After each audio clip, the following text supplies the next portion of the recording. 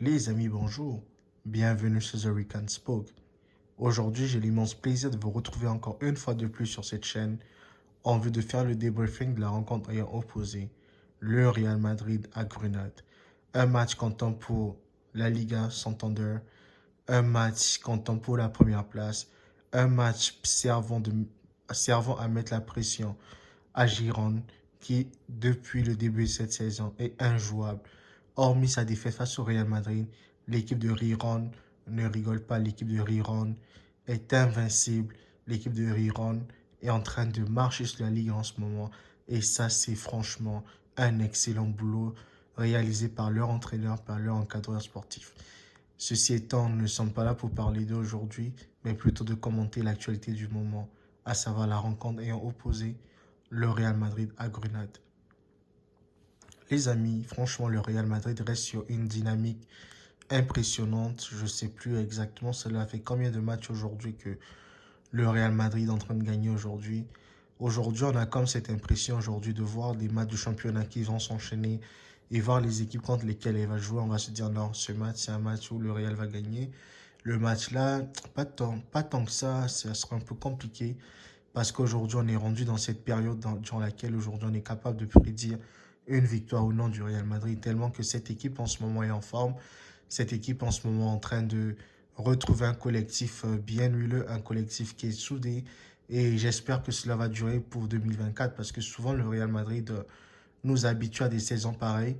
Et quand la nouvelle année commence toujours, il y a comme un affaissement qui intervient. Il y a comme une façon de faire qui n'est plus là, c'est-à-dire l'équipe n'a plus les repères qu'elle avait en première partie de saison. En deuxième partie de saison, il ne joue plus très bien en championnat. Il n'y a que la Champions League durant laquelle il brille.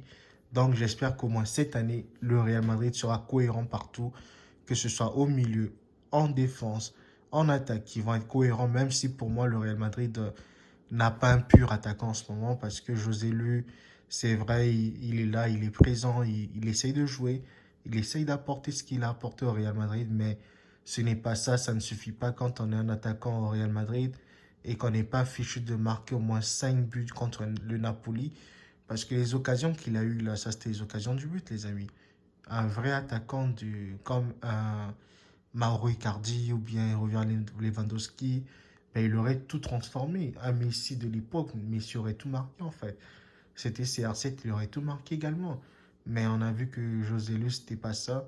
Et ça fait peur parce que quand on écoute que Carlo Ancelotti nous dit que au mois de janvier, il ne va recruter personne, ça veut dire qu'il s'appuie sur l'équipe en place actuellement. Et j'espère que cette équipe va continuer de dérouler, va continuer de faire les matchs qu'elle est en train de faire en ce moment, sous l'impulsion d'un Jude Bellingham, sous l'impulsion d'un Rodrigo aussi, qui est en train d'enchaîner les buts après buts, parce qu'en ce moment, il faut dire la vérité, Rodrigo porte le Real Madrid.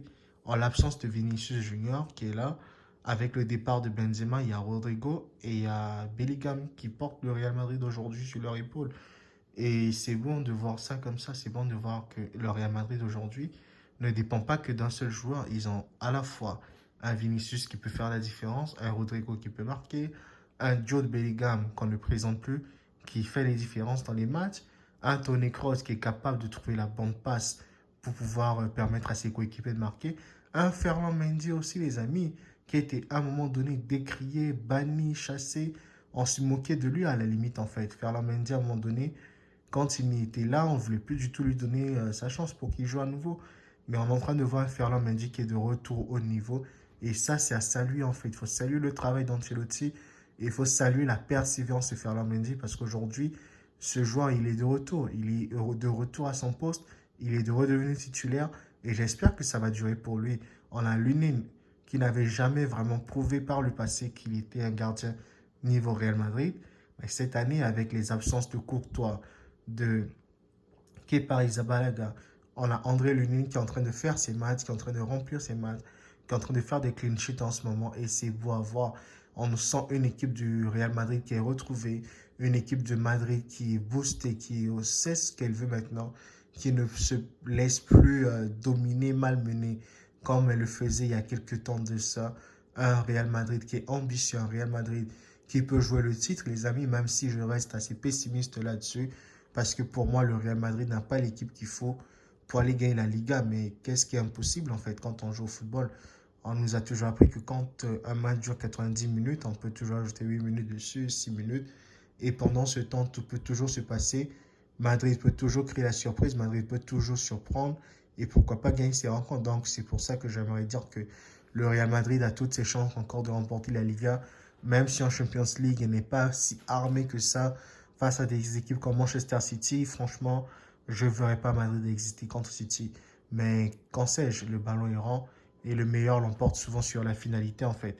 Mais ceci étant, chapeau à Brahim Diaz qui commence à se révéler, qui commence à apporter une plus-value dans cette équipe, qui commence à marquer aussi des buts. Il est décisif. En Champions League, il a été aussi décisif. Et là, cette semaine en championnat, ce week-end, il clôture la belle saison madridienne, la belle semaine madridienne, devrais-je dire, avec des buts, avec des passes D, avec une présence, avec des roulades, avec franchement une personnalité. Et c'est beau à voir pour le Real Madrid aussi. Et malheureusement, quand on est un joueur du Real Madrid, les places coûtent cher. On a vu Nico de Paz. Il n'a pas eu de temps de jeu aujourd'hui. Il a juste eu quoi, 2 minutes de temps de jeu. Il est entré à 88e sans compter le temps additionnel. Ce n'est pas beaucoup pour un joueur qui a brillé en milieu de semaine. Et c'est pour nous montrer la qualité du bon madrilène en ce moment. Que ce soit les jeunes, que ce soit les plus anciens. Cette équipe, franchement, elle a ses places valent cher. Et c'est beau de voir le Real Madrid dérouler sur la sorte. C'est beau de voir qu'en l'absence de Tchouaméni, Modric, tous ceux qu'on a cités, Militao, Vinicius, que le Real Madrid est capable de jouer, de gagner ses matchs. Et ce n'était plus arrivé depuis un certain temps. Aujourd'hui, le Real Madrid est en train de réhabituer ses supporters au goût de la victoire et c'est bien pour la confiance, c'est bon pour le moral. Ça va permettre à ce que le Real Madrid aborde ses matchs plus sereinement, plus équitablement, je veux dire, et plus jovial en fait, en vue de produire de beaux résultats. Je crois que demain, nous allons assister au match du Barça contre Valence, si j'ai bonne mémoire. J'espère que ça passera bien, que la Liga va être serrée jusqu'au bout et qu'un vainqueur va pouvoir se dégager au mois de à mars ou mai de l'année prochaine en fait. Donc les amis, pour moi, c'était un peu pas mal ça que j'ai retenu de cette victoire madrilène, de cette prestation. Si comme moi, tu as aimé cette vidéo, écoute, n'oublie pas de t'abonner, like, commente et partage autour de toi afin qu'un grand nombre d'entre nous puissions toujours être informés des actualités de The Rican Spoke. Je vous dis à très bientôt les amis, prenez bien soin de vous. See you guys, ciao.